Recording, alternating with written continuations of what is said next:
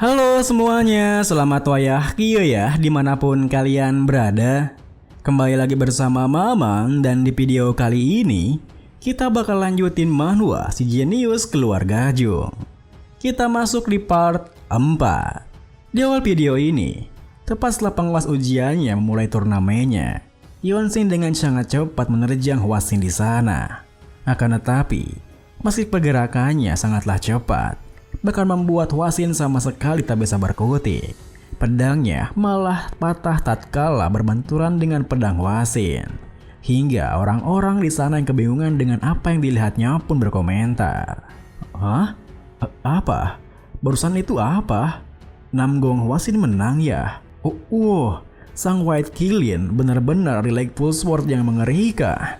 Namun, di saat mereka semua mengira jika Hwasin memenangkan turnamennya, Hwasin sendiri yang mengerti apa yang terjadi, malah mengakui kekalahannya, yang tentu saja merugikan Hyosin dan kebanyakan orang-orang di sana. Meskipun begitu, bagi anggota Delicate Fortress sendiri yang mengetahui kebenarannya, mereka langsung memaklumi pilihannya sembari berkomentar. Jung Yeonshin benar-benar Delicate Full Sword yang menakutkan. Dia juga kelihatannya 5 tahun lebih muda dari dia. Apa dia belum menguasai cara menggabungkan energi inti dengan tekniknya? Rupanya ada petarung bela diri yang kuat di Henan. Ngeri juga memikirkan dia akan jadi seperti apa di masa depan nanti. Kemudian, di saat Yeonshin terdiam kebingungan, kenapa Hwasin malah mengakui kekalahannya, penguas turnamennya pun berkata, "Hei, kau bilang namamu Jung Yeonshin kan? Ada taman lain kalau kau pergi ke arah utara. Berdirilah di sana." Mendengar hal itu, Yeonshin pun berminta pada Hwasin dengan hormat. "Baiklah, jika ada kesempatan, dengan senang hati, aku ingin berduel denganmu lagi." Hwasin yang juga penasaran pun membalas, "Ya, aku juga merasa sama. Akan kunantikan datangnya kesempatan itu." Kemudian, para peserta yang telah lolos lebih dulu yang melihat kedatangan Yeonshin dari sana tempat turnamennya berkomentar, "Wah, orang semuda dia lolos ya? Aku kira Namgong Hwasin yang akan lolos duluan." Tentu saja, Yeonshin sendiri tak mempedulikan ke mereka karena otaknya masih mencerna apa yang terjadi sebelumnya. "Aku sudah tahu, takkan ada kesempatan menangkal pertarungannya terlalu berlama-lama.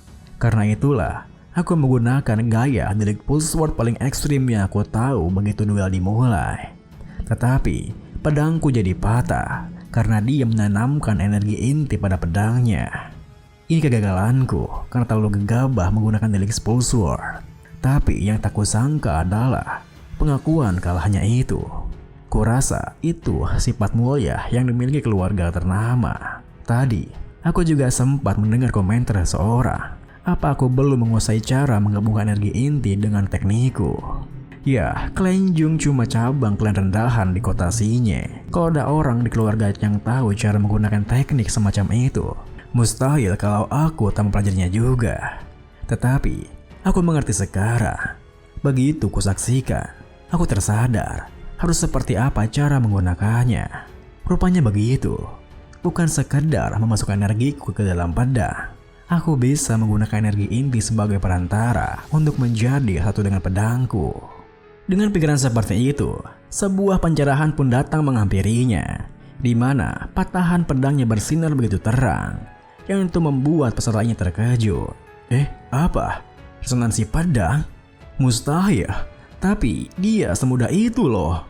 Lalu, tanpa tahu jika orang-orang terus memperhatikannya, Yeonshin sendiri tengah fokus dengan sensasi yang dirasakannya, yang mana seakan pedang dan tubuhnya menjadi satu. Hal itu pun membuat Yeonshin merasa yakin jika apa yang dilakukannya kini adalah teknik Body Sword Unification, sebuah teknik pedang yang akan ia gunakan dalam kondisi yang akan menjadi terbarukan. Sesaat kemudian, Yeonshin yang menyelesaikan pencerahannya pun tersenyum puas memandang pedangnya. Ditambah lagi, Hwasin yang berdiri dekatnya langsung saja mengucapkan selamat kepadanya.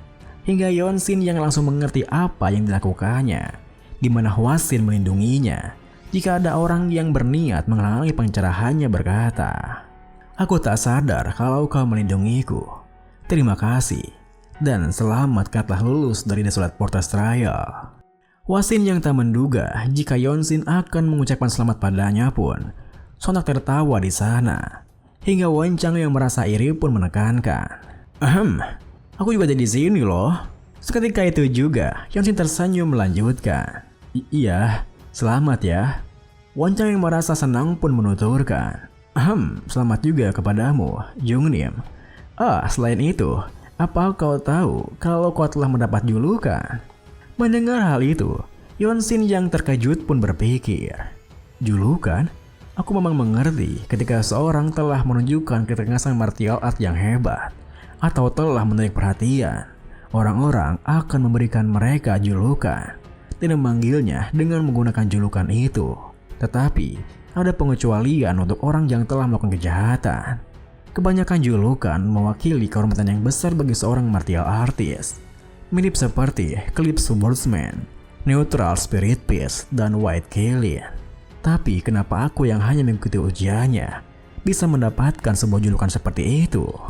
Saat Yeon-shin berpikir seperti itu, Hwa-shin meyakinkannya dengan menuturkan, "Aku juga mendengarnya, Lightning Genius, Talent of Light.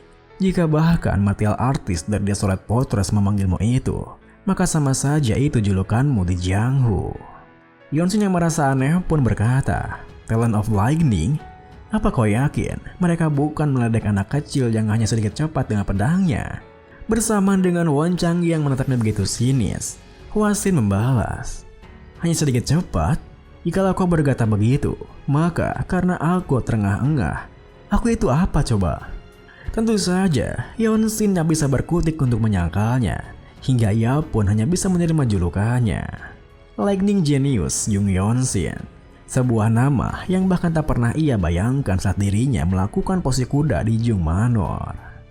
Beberapa saat kemudian, seperti ujian kedua yang harus menunggu selama 3 minggu, ujian ketiga langsung dilaksanakan setelah ujian kedua selesai, di mana pengawas ujiannya membawa para peserta yang telah lolos ke sebuah pavilion sembari menuturkan, "Berkumpul semuanya. Hanya tersisa dari satu ujian. Seperti yang kalian ketahui, lewatilah ujiannya dan kalian akan bergabung dengan Desolate Fortress."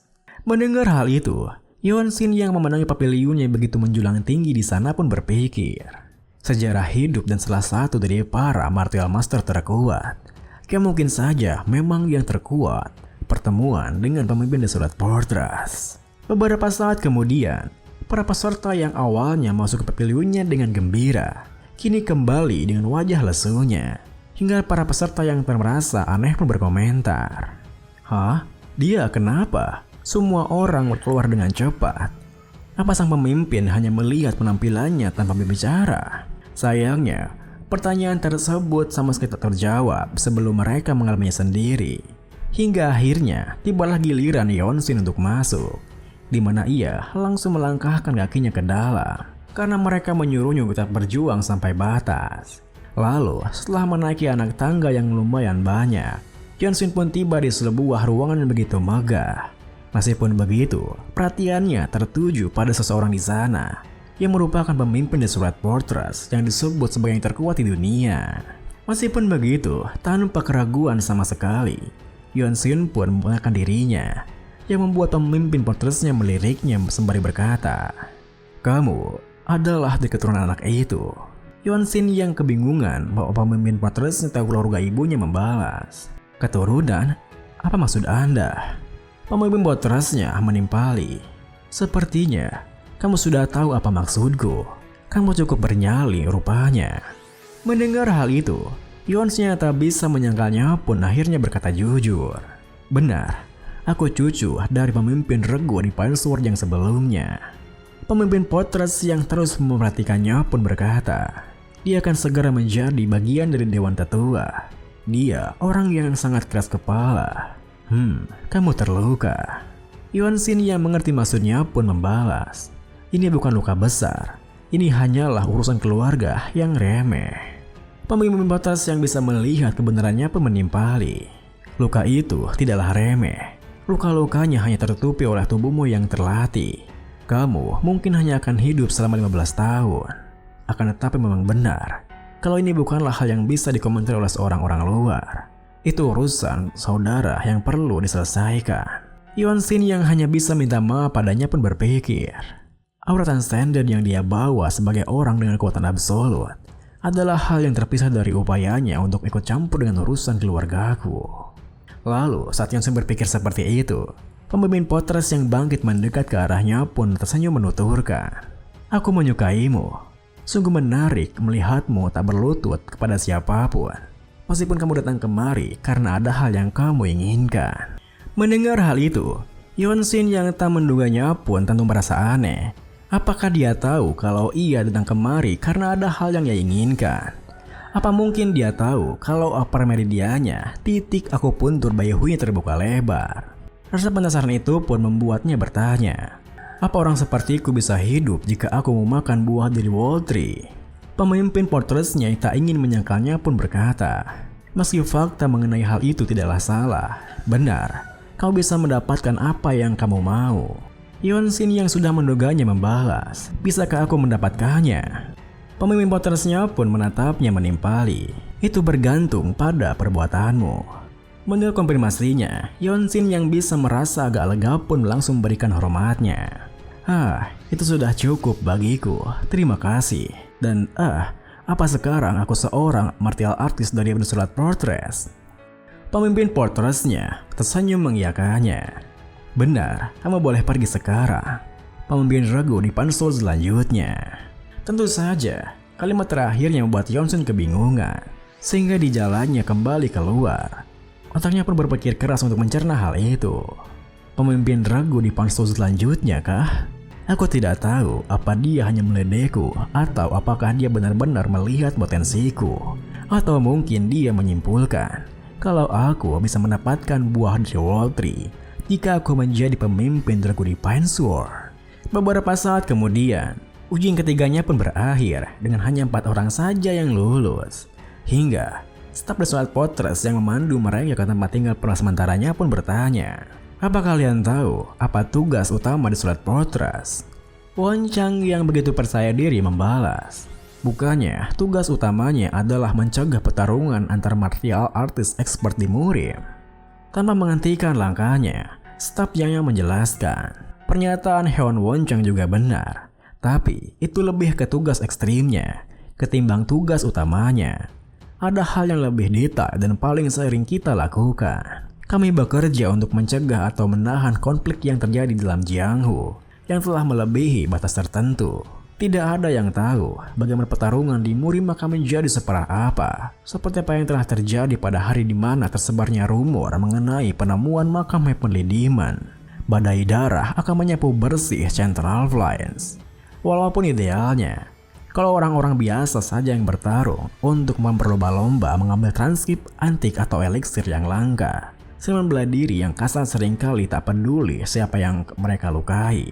Mau itu sama seniman bela diri atau rakyat sipil yang tak salah apa-apa. Saat kau menyaksikan adegan mengerikan seperti itu, rasanya seperti sebuah dunia yang jauh dari kata kerajaan.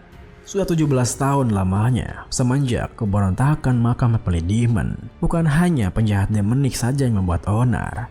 Bahkan sekte ortodoks pun termasuk 9 sekte besar dan 8 klan besar bisa menjadi ancaman kalau kita tidak mengawasi mereka. Rakyat sipil yang akan jadi korbannya, dan ketika sentimen publik memburuk atau peti tidak datang tepat waktu, semua ini dapat mengganggu aturan negara. Itulah sebabnya keluarga kaisar menyediakan kekayaan luar biasa, eliksir langka, buku seni bela diri, dan pendekar expert untuk mendukung Surat Fortress. Tugas kalian kurang lebih sama seperti itu. Kalian harus memenggal seniman bela diri yang mengganggu kehidupan orang-orang. Untuk sekarang, kalian akan tinggal sementara di sini.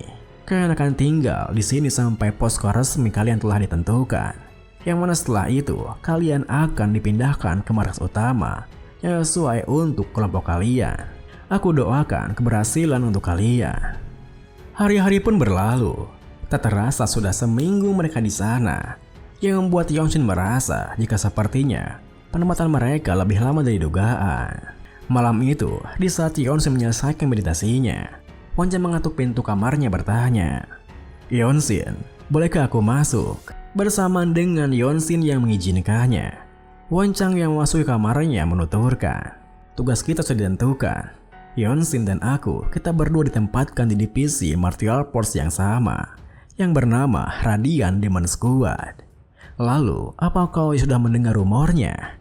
Katanya, mereka bilang 17 kepala divisi berada di bawah komando Divine Sword mengadakan turnamen seni bela diri untuk merekrut prajurit baru. Mendengar hal itu, Yeon-shin yang baru mendengarnya pun berpikir, kalau mereka sekepala divisi, bukankah mereka para ahli yang mewakili The Scarlet Fortress? Dengan pikiran seperti itu, Yeon-shin bertanya, maksudmu kepala divisi yang mengadakan pertarungan sparring? Videonya pun diakhiri dengan Won-Chang tetap membalas, iya, haha. Mereka melakukannya untuk mendatangkan White Killing atau Lightning Genius tahu.